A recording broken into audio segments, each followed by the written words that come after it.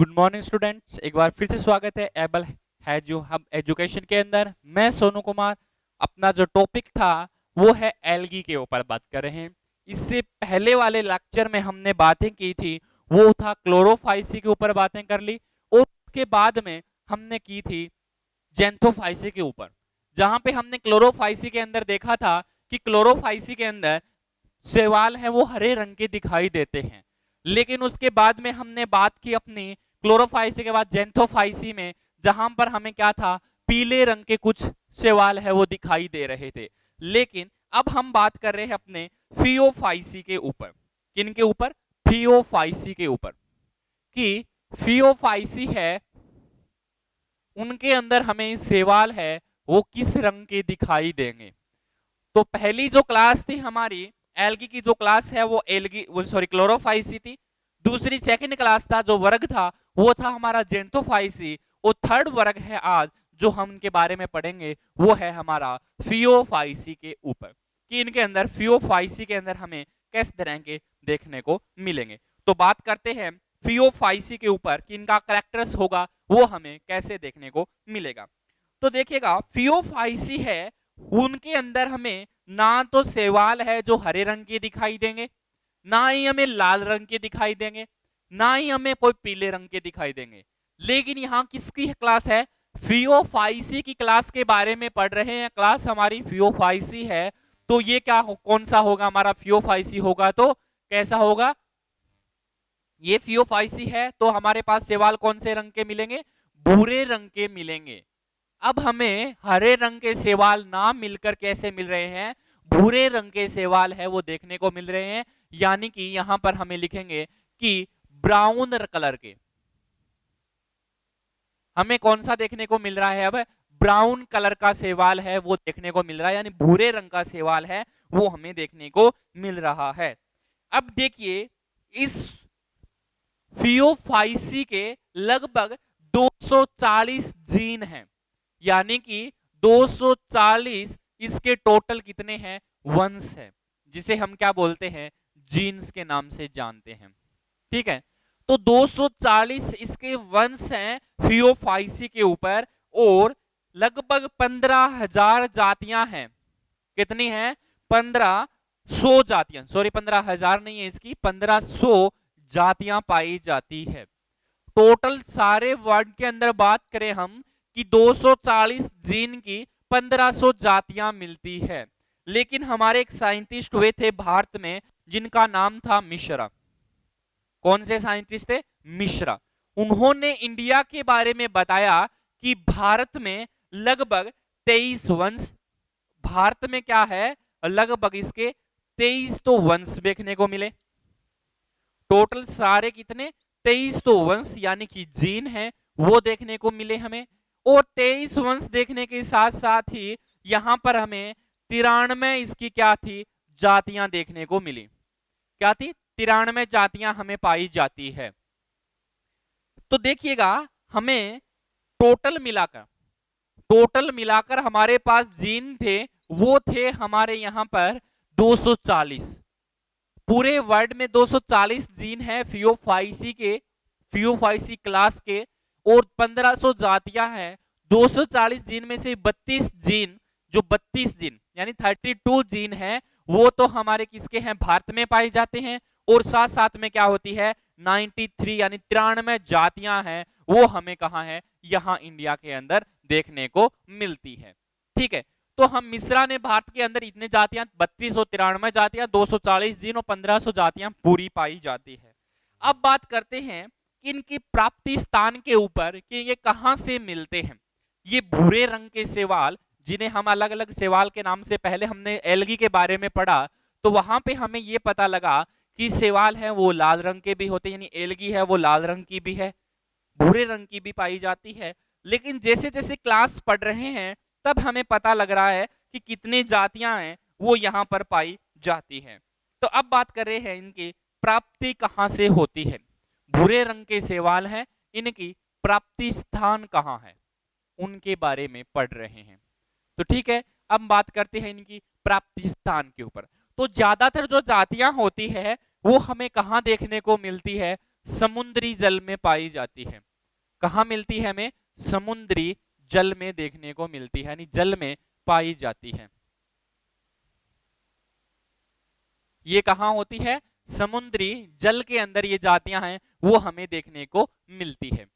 ज्यादा इस समुद्री जल में पाई जाएगी तो बात करते हैं ये कहाँ होगी? हमारी लवणीय जल में, क्योंकि यहाँ पे समुद्री जल के अंदर क्या होता है? कुछ मात्रा के अंदर लवण पाया जाता है, यानी साल्ट होता है। तो ये क्या होंगे? लवणीय जल में। और कहाँ होंगे? समुद्रीय जल के अंदर ये पाए जाते हैं। ठीक है, कुछ इसके शैवाल हैं, कुछ ऐसी की जातियां होती है वो हमें कहाँ पे मिलती है? ज्यादातर जातियां हैं वो हमें समुद्री जल के अंदर देखने को मिलती है, लेकिन कुछ जातियां हैं वो कहाँ होती है? शैलोद्भिद यानी कि शैलोद्भिद के अंदर भी पाई जाती है। शैलोद्भिद के साथ साथ कुछ इसकी जातियां हैं वो क्या करती है? अधिपादप के रूप में पाई जाती है। किसके रूप में पाई जाएगी? अधिपादप। याद आया? अधिपादप को आपने कहां पढ़ा था? बायोटिक फैक्टर में पढ़ा था, जहां पे हमने सहभोजिता, सहपरोपकारिता यानी ओडम के जो क्लासिफिकेशन था धनात्मक रूप का, उन्होंने बताया कि धनात्मक रूप से काम करती है, दोनों को क्या करती है? फायदा हमें देखने को मिलता है। तो ये अधिपादप है वो कहां पे मिल रहे थे हमें? आपस में रहकर वो फायदा कर रही थी। क्या फायदा कर रही थी? ये कहां पे पाए जाते थे? तने के ऊपर पाए जाते हैं, यानी तने के ऊपर ये जड़े हुए, इनकी रूट है वो कहां होगी? तने के ऊपर उगेगी। ये अधिपादप की जड़ें मिट्टी में ना पाकर किसी पौधे के तने के भाग के ऊपर या लीफ भाग के ऊपर या उनकी रूट के ऊपर क्या होती है? अपना जनन अंकुरित होकर वहां पे अपने पूरी लाइफ साइकिल को कंप्लीट करती है। तो अधिपादप कहाँ होते हैं? किसी पौधे के ऊपर चिपका हुआ पाया जाता है, वहां पर अपना जीवन चक्र पूरा करता है। तो प्राप्ति स्थान के बारे में देखा कि ये कैसे कैसे होता है।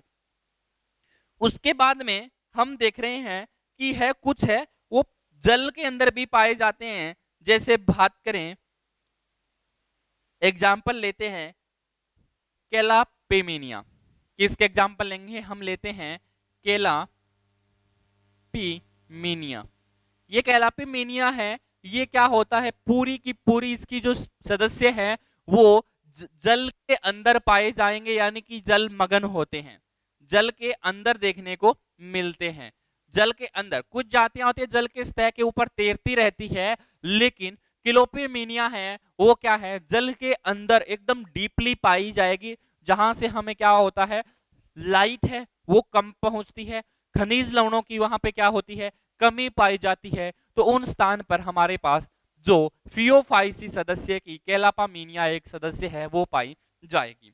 ठीक है, अब इसके थैलस के संगठन के ऊपर बात करें कि इनकी संरचना कैसे बनती है।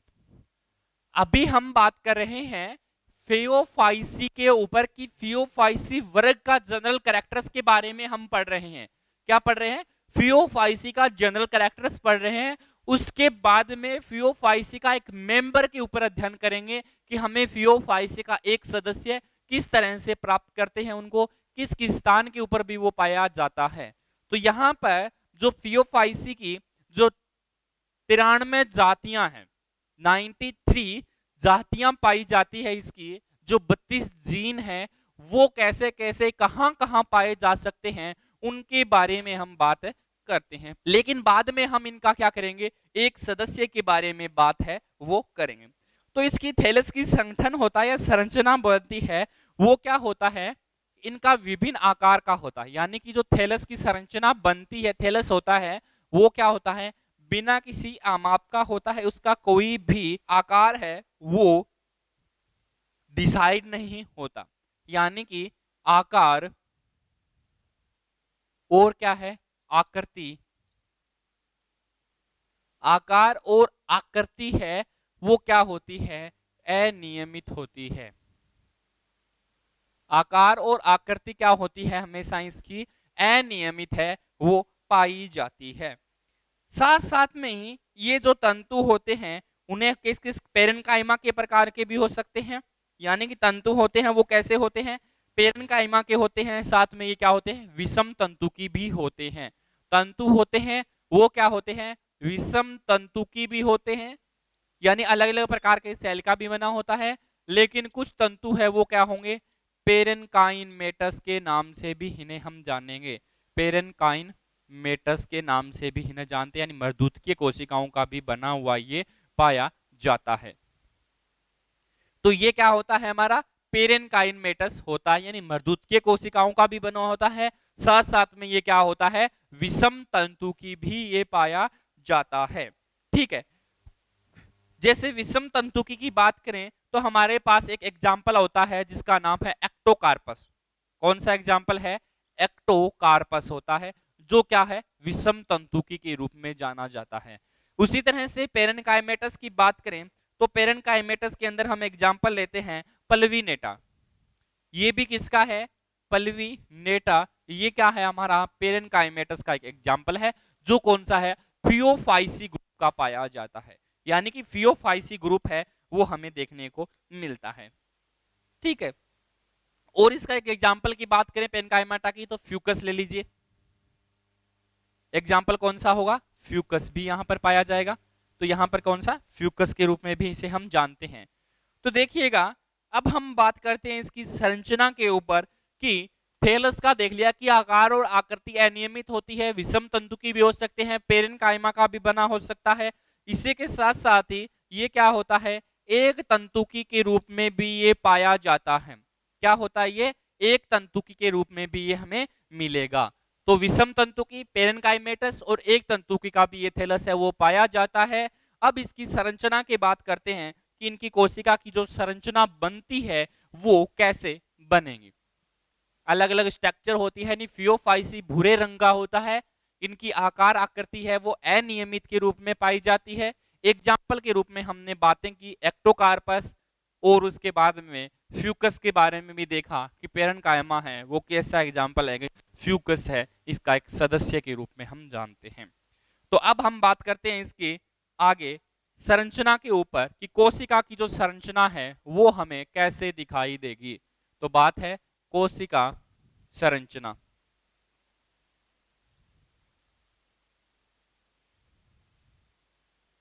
कोशिका की संरचना के ऊपर बात है वो करते हैं। तो कोशिका की संरचना है तो कोशिका भित्ति क्या होती है, दो परतों में पाई जाती है। किसकी होगी, दो परतों के अंदर ये मिलेगी, यानी कि कोशिका भित्ति जो इसकी बाहरी लेयर होती है वो क्या होगी, कोशिका भित्ति है वो क्या, दो परतों की पाई जाएगी। अब देखिए, दो परतों की पाई जाती है ना, डबल लेयर की होगी कोशिका, वो यानी सेल वॉल जो होती है वो हमारी कैसी होगी, डबल लेयर की होगी। तो एक जो लेयर है वो कौन सी, अंदर की लेयर, जो अंदर की लेयर है वो किसकी बनी होती है, सेलुलोज की बनी होगी। किसकी बनी होगी, सेलुलोज की बनी होगी। लेकिन सेकेंड लेयर होगी जो बाहर की तरफ होगी वो किसकी बनी होती है, पैक्टीन की बनी होती है। जो कोशिका भित्ति की बात कर रहे हैं, जो बाहर की सेल है वो सेलुलोज की बनी होती है, अंदर की सेल है वो किसकी बनी होती है, हमारे लिए पैक्टीन की बनी होती है। तो ये किसकी बनी होगी, हाँ, पैक्टीन की बनी होती है। अब देखिए, जो पैक्टीन की परत होती है वहां पर क्या होता है, कृत्रिम सिलक या फिर कृत्रिम सिलक है वो भी पाए जाते हैं।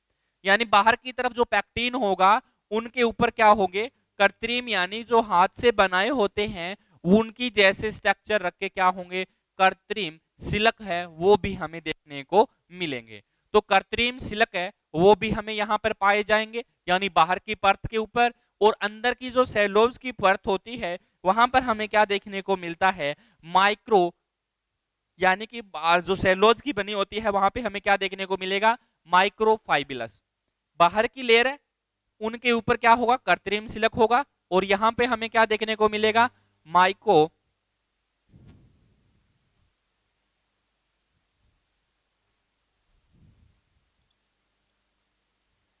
माइक्रोफाइबस, माइक्रोफाइबस के रूप में होता है। तो देखिए, अंदर की परत सेलुलोज के रूप में काम करती है और बाहर की परत होती है पैक्टीन की होती है, अंदर की परत माइक्रोफाइबरस की बनी होती है, फाइबरस होता है वहां पे, और बाहर की जो पैक्टीन होती है उसके ऊपर क्या पाया जाएगा कि कृत्रिम शिलक यानी कोलाइडी पदार्थ है वो पाया जाएगा। कृत्रिम शिलक होता है वो क्या होता है, कोलाइडी पदार्थ होता है, वो यहाँ पे क्या होता है, कोलाइडी पदार्थ है वो यहाँ के ऊपर क्या होगा, पाया जाएगा। ठीक है, अब हम बात कर रहे हैं कि कोशिका संरचना है उनके ऊपर प्रोटोप्लास्ट भी होगा, कोशिका द्रव्य भी पाया जाएगा, अलग अलग प्रकार के जो क्रोमेटोफोर हैं वो भी पाए जाएंगे। वो कैसे होते हैं उनके ऊपर बात करते हैं। तो अब तो हमने देख लिया कि बाहर की जो कोशिका भित्ति है वो दो परत की बनी होती है, सेलुलोज की और पैक्टिन की।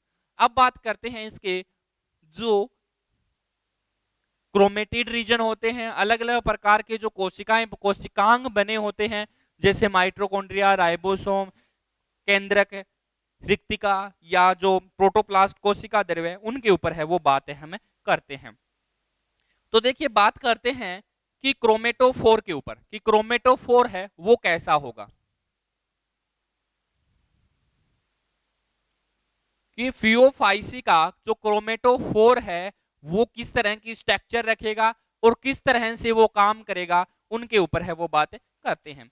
तो क्रोमेटोफोर है वो क्या होता है, चपटा पाया जाता है, चपटा भी मिल सकता है या फिर हमें किस आकृति का मिलता है, बिंबाब आकृति का भी हो हमें मिल सकता है। तो यानी कि जो क्रोमेटोफोर है वो कैसा होगा, चपटा भी होगा, साथ साथ में क्या होता है, बिंबाब आकृति का भी पाया जाता है। इसी के साथ साथ वहां पर क्या होगा, क्लोरोफिल पाया जाएगा, यानी कि यहां पर हमें क्या देखने को मिलेगा, क्लोरोफिल ए भी देखने को मिलेगा और इसके साथ साथ क्लोरोफिल सी भी देखने को मिलेगा। हमने बात की थी क्लोरोफाइसी के सदस्यों की, क्लोरोफाइसी क्लास के बारे में पढ़ रहे थे, तो वहां पर हमें देखा था कि क्लोरोफिल ए और क्लोरोफिल बी पाए जाते हैं, लेकिन यहां पर क्लोरोफिल ए तो है, इसी के साथ साथ यहां पर क्या है, क्लोरोफिल सी भी पाया जाता है फियोफाइसी क्लास के अंदर। इसके बाद में हमने देखा कि बीटा और सी कैरोटीन भी पाया जाता है, यहां पे क्या होंगे, बीटा भी होगा और उसके साथ सी कैरोटीन भी होगा। अब देखिए क्लोरोफिल भी पाया जा रहा है क्रोमेटोफोर के अंदर और बीटा और सी दोनों अलग अलग प्रकार के, बीटा क्रोमेटीन भी होता है और सी क्रोमेटीन भी होता है। इसके साथ साथ ही यहां पर क्या देखने को मिलेगा, हमें जेंथोफिल भी देखने को मिलेगा। क्या देखने को मिलेगा, जेंथोफिल भी देखने को मिलेगा। यानी क्रोमेटोफोर होते हैं वो चपटा होता है, बिंबाब आकृति का होता है, क्लोरोफिल ए और सी बीटा और सी कैरोटीन होता है और उसके बाद में जेंथोफिल भी यहां पर पाया जाता है। ठीक है, इस जेंथोफिल के अतिरिक्त है कुछ अलग प्रकार के फ्यूकोजेंथिन भी हमें देखने को मिलते हैं। जेंथोफिल के अलावा क्या होते हैं, फ्यूकोजेंथिन हमें देखने को मिलेंगे। इसी फ्यूकोजेंथिन के कारण देखिएगा, फ्यूकोजेंथिन है, इसी के कारण हमें जो शैवाल है वो कैसे दिखते हैं, भूरे रंग के दिखते हैं। यानी कि क्रोमेटोफोर के अंदर जेंथोफिल भी होता है और फ्यूकोजेंथिन भी पाया जाएगा। इस फ्यूकोजेंथिन के कारण शैवाल है जो फियोफाइसी क्लास का मेंबर है उसके अंदर हमें शैवाल कैसे दिखने लगेंगे, भूरे रंग के पाए जाएंगे। ठीक है, अब इसके बाद में इसमें क्या होता है कि 3 या 4 थैलेकोइड की बनी हुई एक संरचना पाई जाती है। क्या होगी, 3 या 4, 3 स्ट्रक्चर भी हो सकती है या 4 स्ट्रक्चर भी के अंदर भी प्रेजेंट हो सकता है, वो क्या होता है, थैलेकोइड पाया जाता है। अब देखिए थैलेकोइड होता क्या है, थैलेकोइड हम बात करें तो आपने कभी देखा होगा क्लोरोप्लास्ट की संरचना के बारे में, कि क्लोरोप्लास्ट की जो संरचना बनी होती है वो किस तरह से काम करती है, कि देखिए डबल मेम्ब्रेन होती है क्लोरोप्लास्ट की संरचना, इस तरह से क्लोरोप्लास्ट की डबल स्ट्रक्चर होगी और इसमें पाए जाने वाला जो एक रीजन होगा ये वो क्या कहलाता है, थैलेकोइड कहलाएगा। इसके साथ साथ ही ये क्या करता है, दूसरा थैलेकोइड, ये तीसरा थैलेकोइड, फिर इसी तरह से अलग अलग प्रकार के यानी 3-4 थैलेकोइड मिलकर एक स्ट्रक्चर का निर्माण करते हैं। तो इस तरह से आपस में जुड़ी हुई स्ट्रक्चर पाई जाएगी।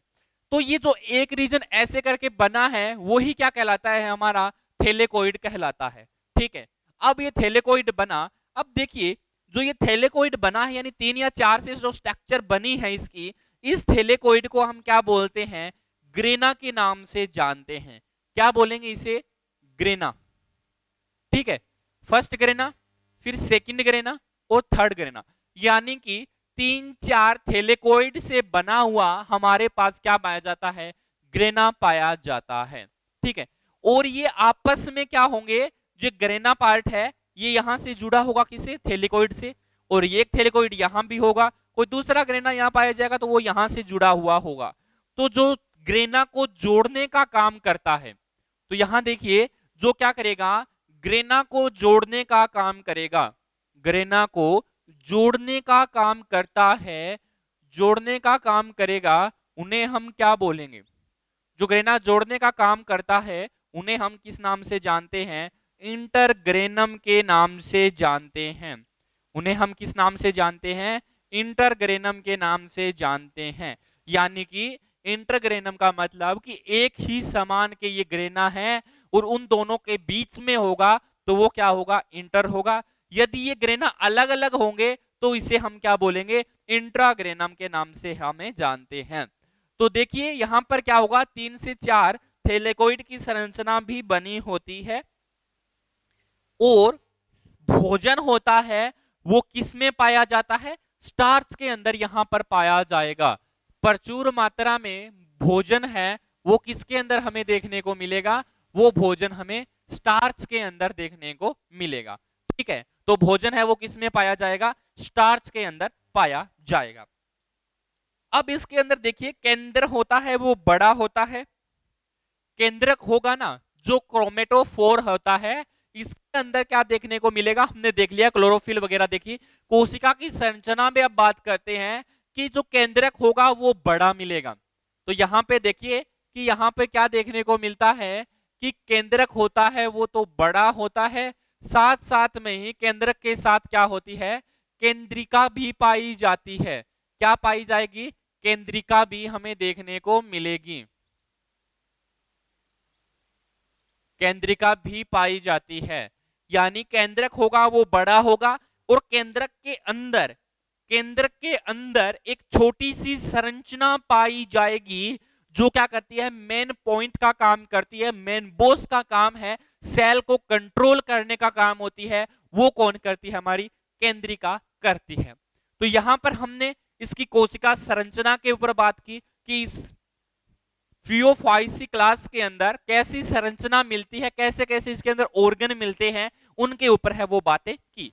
अब चलते हैं हम आगे जनन के ऊपर कि इनका जनन है वो हमें कैसा दिखाई देता है। तो फियोफाइसी के अंदर क्या होगा? भूरे रंग का सेवाल होगा, ब्राउन रंग का ये सेवाल है वो पाया जाएगा, और कोशिका की संरचना है जिसमें हमें क्लोरोफिल ए भी मिलेगा, और साथ साथ में बी की जगह क्या मिलता है? हमें क्लोरोफिल सी भी देखने को मिलेगा। और 3 से 4 थैलेकोइड भी मिलते हैं, और इसी के साथ साथ ही यहां पर क्या होगा? बीटा कैरोटीन और एक सी कैरोटीन होता है वो भी पाया जाएगा, जो क्या काम करता है? प्रकाश संश्लेषण में, भोजन बनाने में मदद करता है। ठीक है, और भोजन होता है वो किसमें पाया जाएगा? स्टार्च के अंदर पाया जाएगा। तो हमने ग्रेनम, थैलेकोइड इनके ऊपर बात कर ली कि क्लोरोप्लास्ट होता है वो क्या होता है? डबल मेम्ब्रेन का बना हुआ एक ऑर्गन है। तो डबल मेम्ब्रेन का जो, और डबल यानी 2 प्रकार की उसके ऊपर मेम्ब्रेन पाई जाती है, वो कौन कौन से होते हैं? एक तो होता है हमारा क्लोरोप्लास्ट होता है, दूसरा रीजन होता है हमारा माइटोकॉन्ड्रिया। ठीक है, अब इसके बाद में हम बात करते हैं जनन के ऊपर कि इनके अंदर जनन कैसा देखने को मिलेगा। यानी कि फियोफाइसी वर्ग के अंदर हमें जनन के ऊपर बात करनी है कि इनके अंदर जनन है वो हमें कैसा देखने को मिलेगा। तो देखिए फियोफाइसी वर्ग में जनन 3 प्रकार का पाया जाएगा। नॉर्मल हम यही पढ़ रहे हैं, क्लोरोफाइसी में पढ़ा 3 प्रकार का, जेंथोफाइसी में पढ़ा 3 प्रकार का, अब पढ़ रहे हैं फियोफाइसी के अंदर तो भी जनन कितने प्रकार का होगा? 3 प्रकार का यहां पर जनन देखने को मिलेगा। तो फर्स्ट प्रकार का जनन होता है वो कौन सा होता है? हमारा कायिक जनन के नाम से जिसे हम जानते हैं। सेकेंड रीजन होता है जिसे हम किस नाम से जानते हैं? अलैंगिक रीजन के नाम से भी जानते हैं, जिसे हम क्या बोलते हैं, अलैंगिक जनन कहते हैं। ठीक है, यानी कि फर्स्ट रीजन है वो लैंगिक जनन, सेकंड है अलैंगिक जनन, और थर्ड है जिसे हम कैसे जानेंगे, लैंगिक जनन के नाम से जानते हैं। तो देखिएगा, 3 प्रकार का जनन फियोफाइसी में पाया जाता है। फियोफाइसी क्लास में पाया जाएगा, एक कोई मेंबर का नाम नहीं है, एक किसी सदस्य का नाम नहीं है। फियोफाइसी ये क्या है, हमारे लिए एक क्लास है। इसके अंदर हम क्या पढ़ेंगे, अलग अलग सदस्यों के बारे में पढ़ेंगे, जहां पर हम देखेंगे कई सदस्यों में कायिक जनन भी मिलता है, कुछ में अलैंगिक मिलेगा और कुछ में क्या होगा, लैंगिक जनन मिलेगा। लेकिन याद रखिएगा हमेशा ही कि जो सबसे ज्यादा प्रकार का जनन मिलता है वो कैसा होगा, हमारे लिए कायिक जनन होगा, कि पौधा कायिक जनन के द्वारा कभी भी कोई भी अनुकूल कंडीशन हो, प्रतिकूल कंडीशन हो, पौधा सही से काम करे या ना करे, तो भी क्या होता है, उसके अंदर कायिक जनन है वो पाया जाएगा। लेकिन सबसे कम कंडीशन में जो जनन मिलता है वो कौन सा होता है, हमारा लैंगिक जनन होता है। और उसके बाद में कायिक जनन के बाद में अलैंगिक जनन होगा, वो कुछ मात्रा के अंदर हमें देखने को मिलेगा। तो फियोफाइसी में कायिक जनन भी होगा, जो क्या होगा, खंडन के द्वारा या विखंडन की विधि के द्वारा भी होता है। फिर उसके बाद में अलैंगिक जनन होगा, जो चल बीजाणु के द्वारा भी होता है। यानी कि जो कायिक जनन होगा वो तो किसके द्वारा हो सकता है, हमारा विखंडन के द्वारा भी हो सकता है, और साथ साथ में क्या होता है, द्विविभाजी विधि के द्वारा भी होता है। क्या होता है, द्विविभाजी विधि के द्वारा भी ये जनन देखने को मिलता है। इसी के साथ जो अलैंगिक जनन है वहां पर हमें ज्यादातर मात्रा में कौन सा जनन देखने को मिलता है, चल बीजाणु है वो हमें देखने को मिलते हैं। यानी चल बीजाणु के द्वारा अलैंगिक जनन है वो होता है। फिर उसके बाद में चल बीजाणु के बाद में हम देखते हैं लैंगिक जनन। तो लैंगिक जनन विधि है, वहां पर हमें कैसा होता है, पूधानी भी होगी और साथ साथ में क्या होता है, अंडधानी भी होती है। जो पूधानी होती है वो क्या करती है, पूधानी से पुमणु का निर्माण होगा, और पुमणु के निर्माण के बाद में अंडधानी से क्या होगा, अंड का निर्माण होगा, और दोनों आपस में क्या करेगी, निषेचन करेगी। निषेचन से युग्मनज बनेगा, युग्मनज से नई पीढ़ी बनेगी। तो सबसे कम, यानी कि सबसे कम स्टेबल होता है वो कौन सा होता है, लैंगिक जनन होता है। लेकिन सबसे ज्यादा स्टेबल यानी स्थायी जो जनन पाया जाता है वो कौन सा होगा, हमारा कायिक जनन का स्थायित्व पाया जाएगा। ठीक है, फिर उसके बाद में यहां पर इसके पीढ़ी एकांतरण के बारे में भी बात करेंगे कि इनके अंदर पीढ़ी एकांतरण है वो किस तरह का पाया जाएगा। तो हमने यहां पर देखा कि फियोफाइसी जो क्लास थी उनके अंदर हमारे पास जो स्ट्रक्चर बनी, जैसे बात करें कि कोशिका कहां पे पाया जाएगा, पहले देखते हैं प्राप्ति स्थान के ऊपर, कि इनकी प्राप्ति स्थान है वो समुद्रीय जल यानी लवणीय जल में हमें देखने को मिलती है। लवणीय जल में देखने के बाद में ये कहाँ होते हैं, कभी कभी शिलोदबिद स्थानों के अंदर भी पा सकते हैं। लवणीय जल यानी समुद्री पानी के अंदर मिलेंगे। इस इंडिया के अंदर लगभग इसकी 32 जीन यानी 32 वंश पाए जाते हैं, और 93 जातियां हैं वो इनकी देखने को मिलती है। ठीक है, और इसके बाद में संरचना के ऊपर चले कि इनकी संरचना होती है वो कैसी होगी। तो याद रखिएगा फियोफाइसी के जो सदस्य हैं उनकी संरचना हमेशा ही भूरे रंग की बनेगी। जो बाहर से देखने पे हमें भूरे रंग के शैवाल दिखाई देते हैं वो कौन सा मेंबर होगा, हमारा फियोफाइसी मेंबर होगा। ठीक है, उसके बाद में हमने देखा इसके अंदर की संरचना कैसी होती है, आकार और आकृति होती है वो नियमित या अनियमित प्रकार की होती है। ठीक है, आकार और आकृति है वो नियमित और अनियमित प्रकार की होती है। उसके साथ साथ ही यहाँ पर बीटा क्रोमेटिन और सी क्रोमेटिन भी पाया जाता है। सबसे फायदे की बात यहाँ ये थी कि जिसकी कोशिका भीति है वो क्या होती है, 2 परत की पाई जाती है। बाहर की जो परत है वो पैक्टिन की बनी होती है, जो अंदर की परत होती है वो किसकी बनी होती है, सेलुलोज की बनी होती है। दोनों परतों के द्वारा उसको कोशिका द्रव्य को घेरा हुआ रहता है, और कोशिका द्रव्य में हमने देखा कि जो क्रोमेटोफोर है वो कैसे होते हैं, बिंबाब आकृति के भी पाए जा सकते हैं, और कौन कौन से होते हैं, वलयाकार आकृति के भी वो मिलते हैं, यानी चपटे मिलते हैं। बिंबाब आकृति का मतलब है कि वो प्याले नुमा स्ट्रक्चर के रूप में, जैसे इस तरह की स्ट्रक्चर बनी है, वो इस तरह की स्ट्रक्चर के रूप में है। वो कैसे होंगे, हमारे पास क्रोमेटोफोर है वो होंगे। क्रोमेटोफोर के अंदर 3 या 4 थैलेकोइड की बनी हुई एक संरचना पाई जाती है। जो संरचना की बात की कि थैलेकोइड आपस में जुड़कर किसका निर्माण करते हैं, ग्रेना का भी निर्माण करते हैं। ठीक है, उसके बाद में हमने इसके जनन के ऊपर बातें की कि जनन होता है वो कायिक जनन, अलैंगिक जनन और लैंगिक जनन के द्वारा भी होता है। सबसे ज्यादा जो स्थायी जनन होता है, सबसे ज्यादा मात्रा में किए जाने वाला जो जनन है वो कौन सा है, हमारा कायिक जनन है। और उसके बाद में हमारे पास अलैंगिक जनन आएगा, और सबसे कम मात्रा के अंदर जो जनन किया जाता है वो होता है लैंगिक जनन के नाम से। तो तीनों जनन के बारे में हम देखा। अब हम बात करेंगे आगे आने वाले लेक्चर में कि फियोफाइसी का मेंबर है एक्टोकार्पस। फियोफाइसी का मेंबर है एक्टोकार्पस। एक्टोकार्पस की संरचना के बारे में देखेंगे, पहले उसकी वर्गीकरण के बारे में देखेंगे, अलग अलग साइंटिस्ट ने किसका क्लासिफिकेशन किया और उनकी क्या क्या स्थिति का वर्गीकरण किया, जैसे डिवीजन क्या है, क्लास क्या है, उसकी क्लास तो हमें पता है कि फियोफाइसी है, ऑर्डर क्या है, जीन क्या है, और फैमिली कौन सी है, इनके ऊपर बात करेंगे। फिर उसकी कोशिका संरचना के ऊपर चलेंगे, फिर उसके बाद में इसके जनन के ऊपर है वो बातें करेंगे कि फियोफाइसी के एक्टोकार्पस में किस प्रकार का रिप्रोडक्शन है वो पाया जाता है। तो मिलते हैं दोस्तों, फियोफाइसी का नेक्स्ट मेंबर यानी पहला मेंबर है एक्टोकार्पस, उसके ऊपर बात करते हैं नेक्स्ट वीडियो में। Thank you.